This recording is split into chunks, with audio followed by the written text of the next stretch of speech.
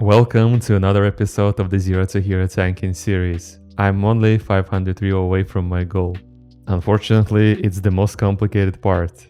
And in this episode, I'm pushing to 3400 Rio. I run a lot of plus 12s to get uncapped crests to turbo boost my eye level. I open the vault. I get called dog shit a couple of times. I get resilient key for plus 15 dungeons. I get to try plus 16s. Did I manage to get all 16s and 3400 Rio? Sit back and relax. We're ready for takeoff. But first, don't forget to like the video and subscribe. I appreciate your support. So, with the crest uncapped, I hurried to run a lot of plus 12s to increase my eye level and also warm up for the real keys. After that, for an easy W, I had to hold plus 15. At this key level, I was surprised that the second boss, when I opened the door, almost one-tapped me. I have to use something before I open the door in the hierarchy in the future. Clean and deathless run, and I get 15 Rio. Another low-hanging fruit is the Dawnbreaker 15. I now respect every tongue buster on this boss. Unfortunately, I point the sphere into a wall and my teammates got killed. Well, almost clean. I get 13 Rio. The timer is awful though. For a slightly harder W, I had to Gambit 15. Well, it turned out that the easiest boss in the game could also cause issues. During the intermission, the 4 rats were still alive, there was a little bit of chaos with the orbs. It took a while to get the orbs in. The last orb was picked up by the mage, and he didn't notice it. We pinged and pinged, but to no effect. I could probably use bubble at this point and get the last orb in, but it was too late. The floor was lava, we all die. The mage got a lot of hate from the warlock, which I condemn. Everyone could make a mistake. It doesn't mean that we should tell people to never queue up again. In the next Gambit attempt, I got a bit impatient and used Avenger's Wrath with jump to the patrol. That was unfortunate, but we quickly rest and go again. Clean run, only 7 deaths. I get 9 Rio. My favorite area in Ecodome 15. I used Judgment on the dog, but what I didn't realize in all of my Ecodome runs is that due to Hammer and Anvil talent, whenever Judgment crits, it does a shockwave around the target, which pulled the second Sentinel. At the time, I didn't have a clue that this happened. I tanked the 2 frontals when I had bubble, but then I was sure if I don't outrun the frontals, I won't survive. I was so focused on staying alive, I failed to outrun 1 frontal. I was a moment too late to kick the cast, we lose our healer. I could have positioned frontals much better, but lack of experience I guess. A lot of chaotic movement from me. This was certainly my bad, but we could have managed to deal with the pack if we were better players. At this point, the DK started to tell me in caps, just take the frontals, stop outrunning it, it's just plus 15. And also he called me dogshit tank. Well, nice logic. He says I don't know how to tank shit. But where am I supposed to learn? Anyway, I report him for poor communication skills and move on. I rewatched the VOD and I was surprised to learn that I was the one who pulled the extra sentinel. Next time, I'll just use my taunt on the dog. I get to Ara-Kara 15 next. The first boss was going well. Until it wasn't. The mage stood behind the boss, and the boss ate the spiders. I told the mage calmly that he should stand in front of the boss's face. His reaction surprised me a little. He started attacking us for poor CC management. The hunter said that this tactic for the first boss was too advanced for packs. One of my viewers told me how to easily deal with circles in the Ecodome on the last boss. I went to farm some crest and test it out.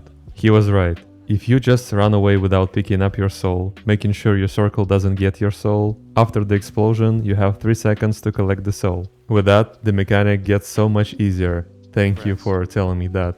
Armed with infinite knowledge about Ecodome, I go into plus 15. This time, I just use taunt to attack the dogs without sentinels. Having 0 defensives, the healer and 2 DPS players got one-tapped. I was going to tell you how I managed to survive without healer, that I'm getting better at tanking. But when rewatching the VOD, I see that the healer used tank to get up. On the last boss, with 4 rats, I didn't spot right away my soul. I just ran back. After the explosion, I easily collected my soul. I get 11 Rio. In Ara-Kara 15, the healer didn't dispel me even once in this area. And this is where I get carried by turbo boost. I survived with 1 HP. And I get 15 Rio. A new reset happened, I get to the vault, and I have tier shoulders, shield, with leech, and a weapon. After a while, I decided to get the shield. Floodgate 15 is next. This time I come in fully prepared. They will not get me with tongue busters anymore.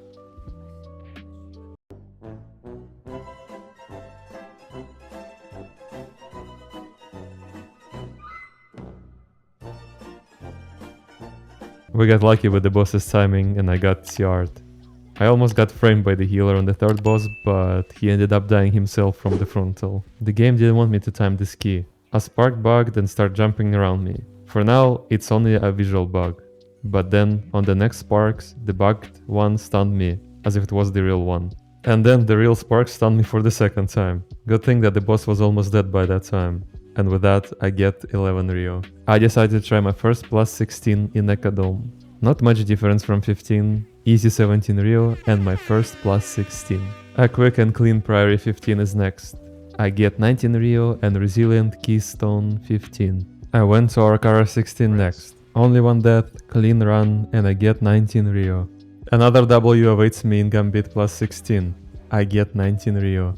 With plus 16 dungeons, I thought easy pack friendly routes won't cut it anymore. So this time I use super advanced strategy of killing the pack while the boss is flying. Easy plus 17 Rio. Something strange happened in hole 16. We were fighting the mini boss that heals before the last boss, when suddenly a gargoyle appeared out of nowhere. It made the fight a bit more challenging, but we managed to pull through. I still have no idea how the gargoyle before the third boss got tagged and didn't get pulled to the third boss itself. I get 13 Rio. At the end of the dungeon, the mage tricked me with a portal to Dalaran. Good thing I'm a paladin. I used bubble to survive. In 16 streets, I have no idea how the healer pulled the patrol here. I got stuck in the corner and didn't see anything.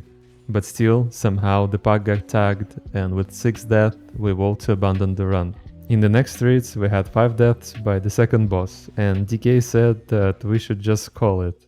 But I thought we had enough time, and I was right. Regardless of the 3 deaths on the last boss due to wave by Shadow Priest, we timed the dungeon. I get 11 Rio. Now I have 3403 Rio. My goal is so close. Recently I noticed that people tend to give up quickly. When someone dies, they just get angry and want to call a vote to abandon the run. Anyway, unfortunately this week due to turbo boost and running lots of plus 12s, I didn't have enough time to get the 16 resilient key. I still have Floodgate and Priory to time, 2 of the most complicated dungeons for me. I also got back into procrastination and started gearing my protection warrior in ALL Shaman in background by running delves and low keys. It is so relaxing playing keys as a DPS. You're not fighting every second for your survival. It's refreshing to just blast some low keys on a DPS role. Could I be foreshadowing another Zero to Hero series as Elemental Shaman? Who knows. Anyway, for the next video I will try to get Resilient 17 keys on my Paladin. Thank you for watching, don't forget to like the video and subscribe, so that I will see you in the next one.